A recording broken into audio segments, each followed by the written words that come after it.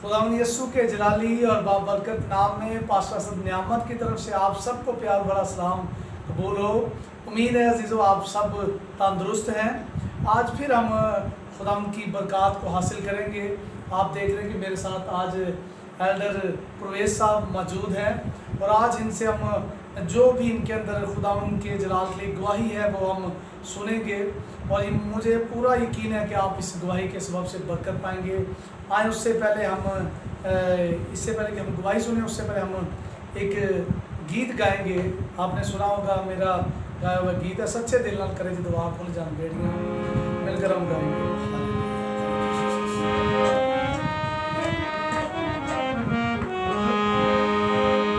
लिखिया कलाम दे विच, लिखिया कलाम दे विच ए गल्लां नहीं ओ मेरियां, सच्चे दिल नाल करे जे दुआ ते खुल जान बेड़ियां।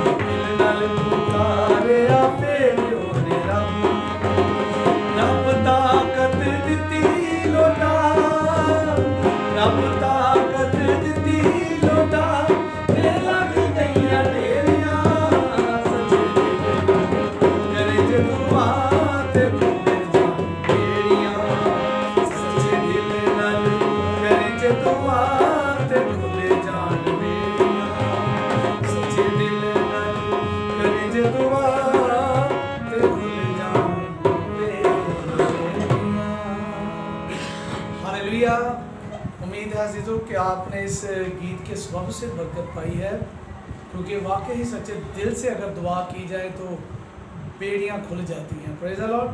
आए हम इसी मसा में रहेंगे और खुदा के खादम से एल्डर प्रवेश साहब के साथ मिलकर जो भी उनके अंदर खुदा ने गवाही रखी है आज हम एल्डर प्रवेश साहब से सुनेंगे। जी एल्डर साहब। मसीह के जलाली बाबरकत नाम में आप सबको सलाम। शुक्रगुजार हूँ भाई साहब आज के इस प्यारे वक्त के लिए और आज के सारे इस प्रोग्राम के लिए मैं शुक्रगुजार हूँ इस नेटवर्क के वसीला से। और खुदावंद के पाक कलाम में लिखा है कि जिसके पास खुदा का बेटा है और उसके पास गवाही है। तो आज मैं भाई साहब जो है ना अपने तमाम नाज़रीन को, अपने बहन भाइयों को जो है ना अपनी ज़िंदगी के मतलब जो है ना मेरे पास जो गवाही है मैं उस गवाही को शेयर करूँगा, ताकि इस गवाही को सुनकर ना और मैं ईमान रखता हूँ कि बहुत से लोग बरकत पाएंगे। ऐसे ही आमीन। तो भाई साहब इस तरह के ना मेरी जो ज़िंदगी है, जो मेरी बैकग्राउंड थी, काफ़ी मुश्किलात थी, परेशानियों में थी और बहुत ज़्यादा मैं जो है ना अपनी हमाकत में था, अपने ज़ोर पे काम करना चाहता था। जो भी मैं कुछ करता था ना मैं समझता कि बस मैं ही हूँ और कोई कुछ नहीं है। तो बहुत सी जो है कि ना ज़िंदगी में नशा भी मेरी ज़िंदगी में बहुत था। मैं समझता हूँ कि इतने गुनाह शायद कोई नहीं करता होगा जितने गुनाह मेरे अंदर पाए जाते थे। तो मुझसे मेरी सिस्टर है, वो बहुत अच्छी खुदा की खादमा है, वो भी मुझसे अक्सर कहती थी कि आप तौबा कर लो और खुदावंद के पास आ जाओ, लेकिन मैं सुनता किसी की भी नहीं था। और ना मैं चर्च जाता था, तो ना कलाम सुनता था, और अगर कोई ना मुझे दुआ करना आती थी, मुझे दुआ रबानी वो भी नहीं आती थी कि दुआ रबानी किस तरह जो है कि ना दुआ की जाती है, वो भी नहीं पता था, किसी चीज़ का नहीं पता। सिस्टर ने भी मुझे, काफ़ी लोग कहते थे, लेकिन मैं किसी की बात नहीं समझता था, ना किसी की मानता था। मैं समझता कि जो मैं काम कर रहा हूँ मैं ठीक कर रहा हूँ। अक्सर मेरे और भी बहुत से इस तरह के भाई हैं, वो यही समझते हैं कि बस जो मैं कर रहा हूँ मैं अच्छा कर रहा हूँ, बिल्कुल मैं ठीक कर रहा हूँ, लेकिन वो ये गलत कर रहे हैं। वो कलाम को नहीं जानते, कलाम को नहीं सुनते, चर्च नहीं जाते, खुदा के कलाम को नहीं सुनते और उसके ऊपर अमल ही नहीं, जब सुनते नहीं तो उन्हें पता कैसे चलेगा, और उस पर अमल ही नहीं कर सकते। अगर जब हम कलाम को सुनेंगे, उसको समझेंगे, फिर हमारी ज़िंदगी में कलाम, खुदा का कलाम जो है ना हमारी ज़िंदगी में काम करेगा। हालेलुया। इसी तरह जब मैं एक अपने सिस्टर के घर में गया, तो मैं बहुत सारे मेरी ज़िंदगी में गुनाह पाए जाते थे। तो जब ये कोई ना दिन दोपहर का 1 बजे का करीब ये टाइम था, और मैं समझता हूँ कि जब मेरी किसी सिस्टर से बात हो रही थी, तो उनसे बात हो रही थी, वो मुझे कह रही थी, कुछ बातें मेरे साथ कर रही थी, लेकिन उसी टाइम खुदा ने ना मेरे साथ कलाम किया, मेरे साथ बात की कि ना जो आप ना मेरे पास आ जाओ। तो मैंने उस सिस्टर से जो मेरे पास बैठी थी, मैंने उनको कोई बात नहीं कही कि मेरी बात मेरी ज़िंदगी के अंदर कौन सी चलना शुरू होगी। मैं उनके साथ बातें तो कर रहा था, लेकिन मेरी जो अंदर की रूह की बात थी ना, वो खुदा के साथ मेरा कलाम होना शुरू हुआ। खुदा ने मुझसे कलाम करना शुरू किया।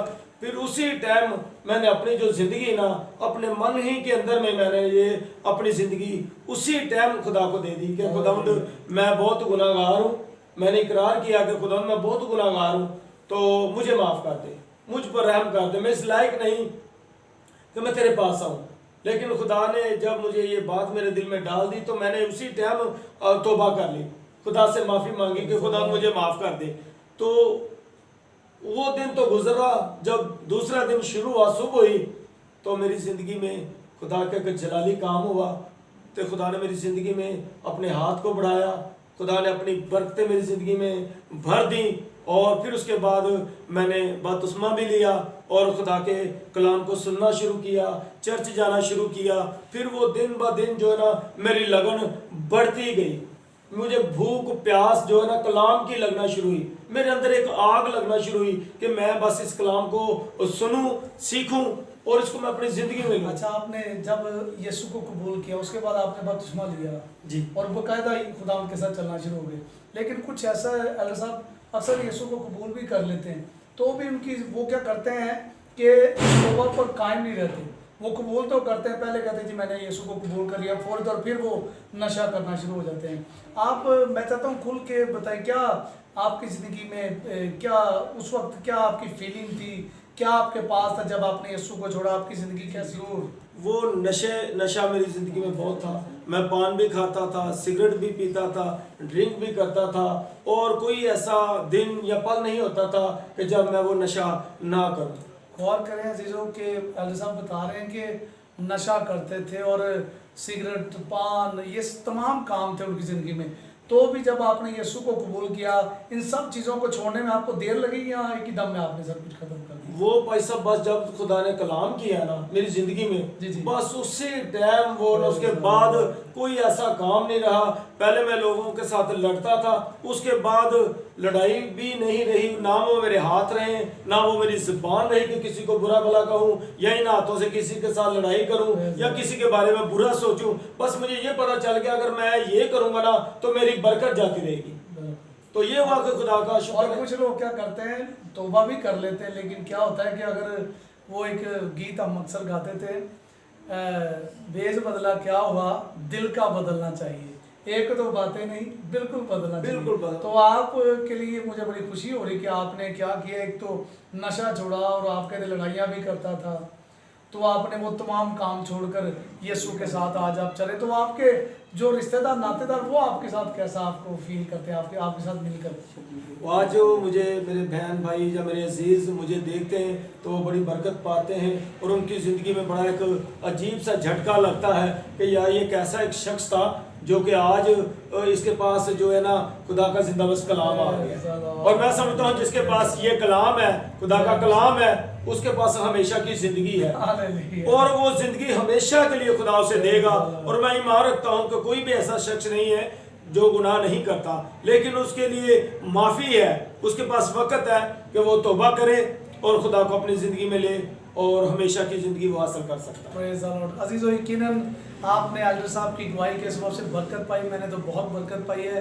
क्योंकि गौर करें कि इनकी ज़िंदगी में नशेबाजी थी और तमाम उन्होंने बताया कि बुरे काम वो करते थे, लेकिन जब यीशु नासरी ने इनसे बात की, क्योंकि पहले तो वो बता रहे उनकी बहन जो उनके साथ उनकी सिस्टर बात कर, लेकिन इनको आवाज़ खुदा की आ रही थी, इनको एकदम ये खो गया और इनको खुदा की आवाज़ जो इनकी ज़िंदगी में गई, उसके बाद इन्होंने क्या किया, फौरी तौर अपने मानी में यीशु को कबूल करके तमाम वो काम छोड़ दिए और आज आपके सामने हमारे साथ बैठकर इनकी जो आपने गवाही सुनी कि आपने बरकत पाई है।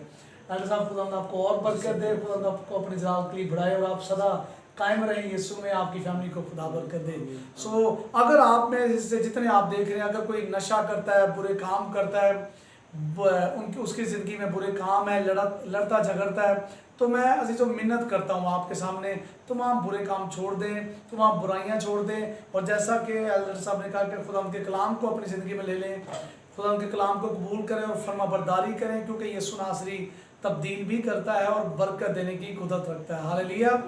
आए हम आप सब के लिए दुआ करें यीशु के नाम में। खुदा कादर मैं एल्डर प्रवेश साहब के साथ मिलकर जितने नाज़रीन हमें देख रहे हैं, हम इनके लिए बरकत चाहते हैं। आज अगर किसी के ज़िंदगी में नशा है या और कोई ऐसी बुरी बातें हैं, बुरे काम हैं, यीशु के नाम में खुदा इसको छोड़ने की हिम्मत दे। जैसे तूने एल्डर प्रवेश से खुदा कलाम करके उसको तब्दील कर डाला, हाँ इस भाई से, इस बहन से भी कलाम कर और खुदा इनकी ज़िंदगी तब्दील हो और खुदा उनका जितने भी देख रहे हैं एक एक को बरकत दे, रिहाई दे, आज़ाद कर और खुदा उनका दुश्मन के इरादे फेल हो जाएं, बाप दादा से जो लानते चली आ रही ख़त्म हो जाएं, होते लोग शिफा पाएं और तंदुरुस्त रहें। खुदा उनका बड़ी बरकत दे, इनको सलामत रख यीशु के नाम में, आमीन। उम्मीद है जो आपने बरकत पाई है। God bless you.